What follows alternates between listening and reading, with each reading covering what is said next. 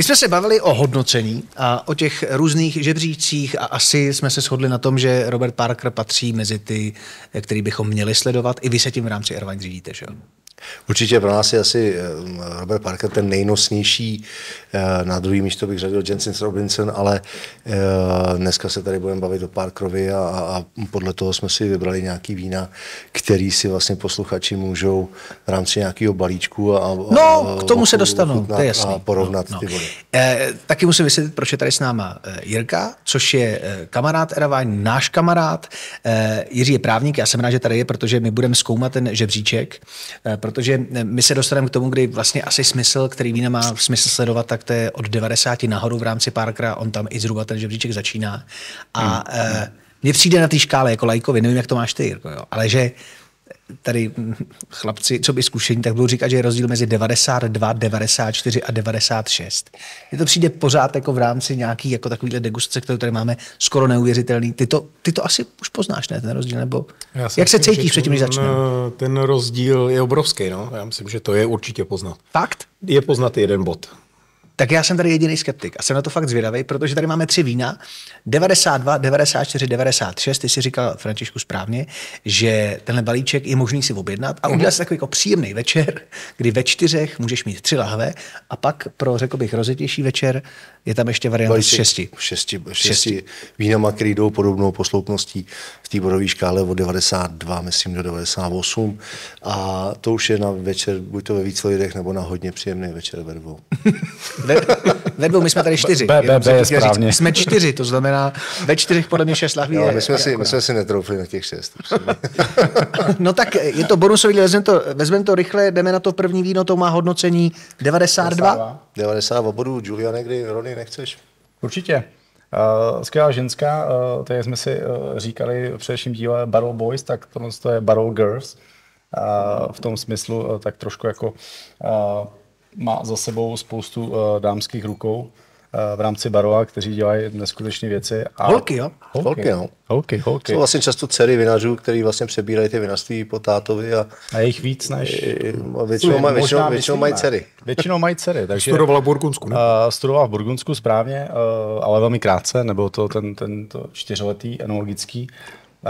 Původem z Palerma, v podstatě vystudovala v Milánu a vrátila se zpátky ke svému taťkovi k Negrimu, který v podstatě ji předal před 6 lety toto vinařství.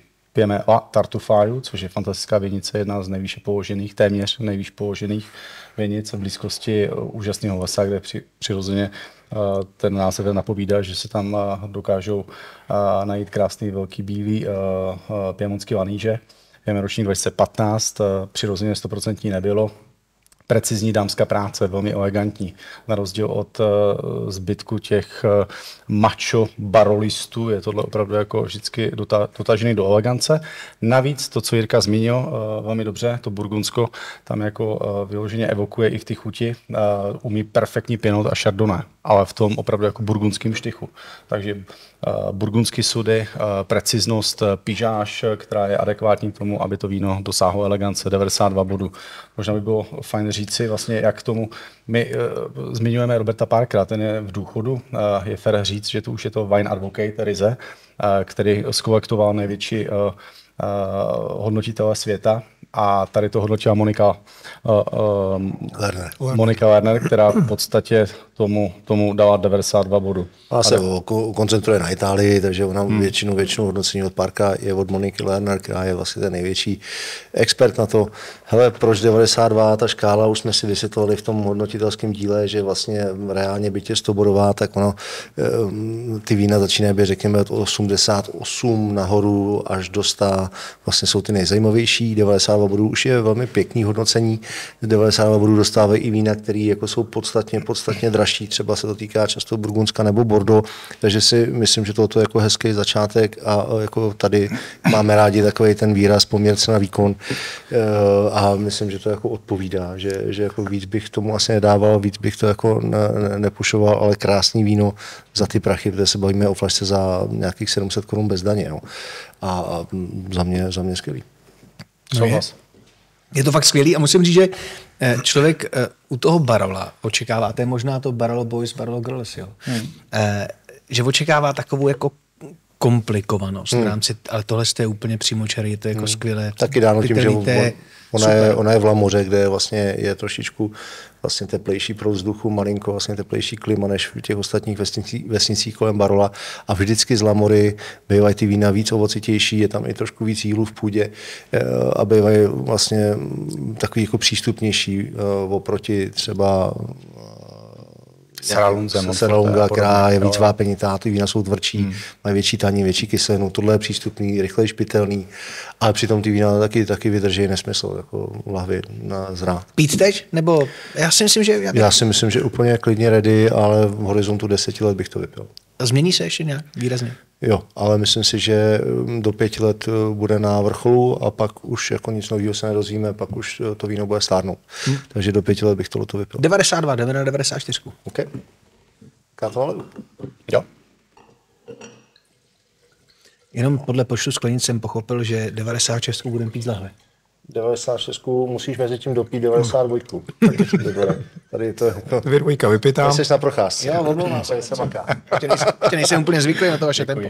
Tak jo, takže 94, pojďme si popsat, přesouváme se z Piemontu do Toskánska, do Montalcína, řekl bych velmi oblíbené to vsi, městečka, zejména Františka, tak si to představ.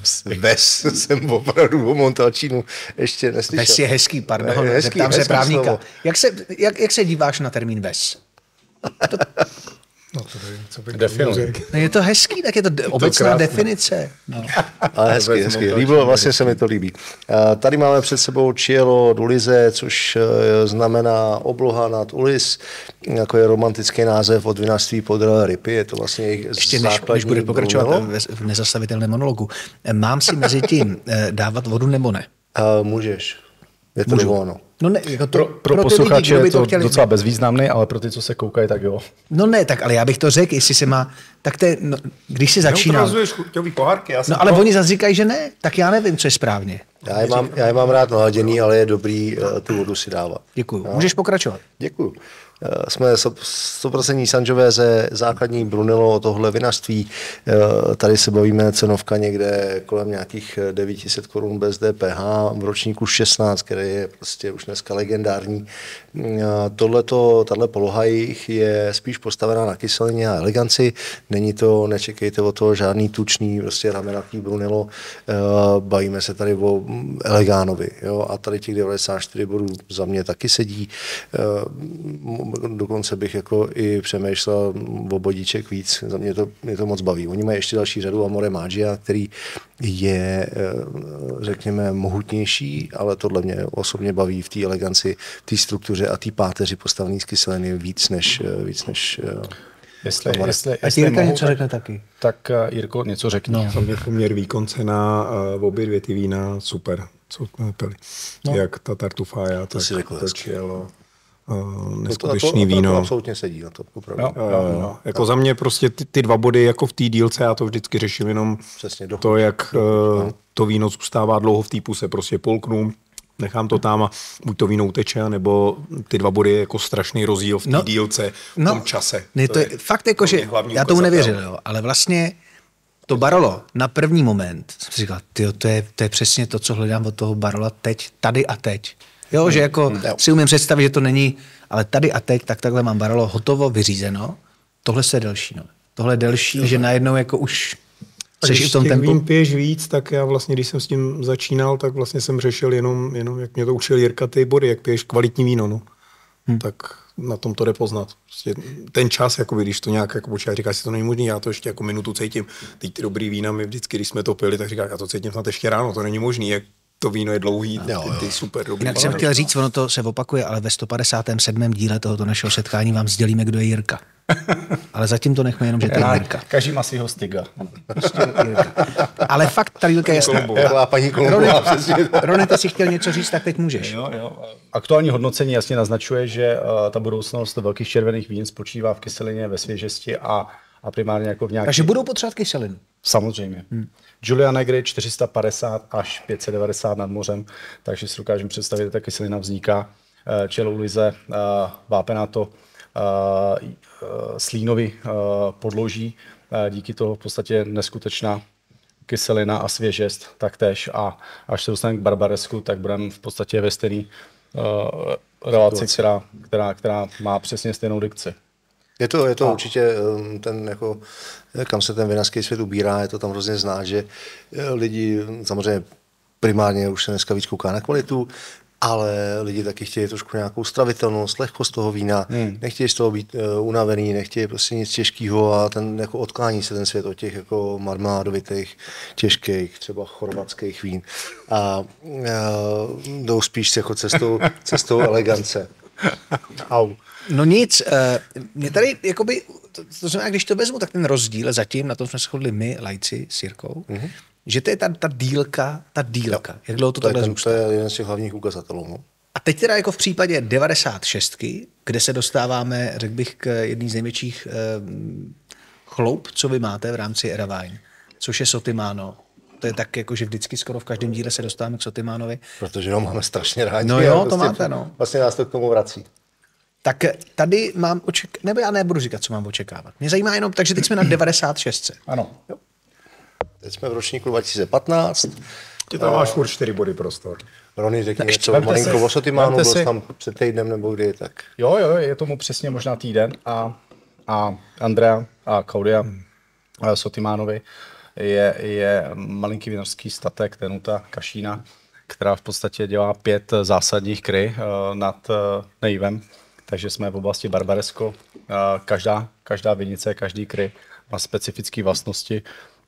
Kura spočívá v tom, že dokáže až zaběhnout do takové kové kořice, velmi fascinujícího parfému, jak na vůni, tak na chuti, velmi jako chytlavou formou vás oslovit. Naprosto unikátní jako nebylo a navíc 15 ročník, naprosto skvělý. Vinařství se nachází mezi tradičním a moderním stylem vinifikace, což napovídá, že máme Povídej, naprosto. Jsem přijistý na gesto. perfektní, čistý, jemný, elegantní, dokonce takový jako lehce nasvádlý, ale kořicový dojem, což je skvělý. No a mě zajímá, protože já jsem viděl to, jak ti to jako... To je zase rozdíl, co? Je to zase rozdíl. No. Mě opět zase mě zajímá ten tvůj pohled na to, ta první, protože já mám taky jako ten... Ta dílka, ta plnost, jak to zůstává v té puse. No, dílka? Pro mě to, člověče, není dílka. Mně přijde, že tohle jako bylo, ale že ta chuť je daleko jako...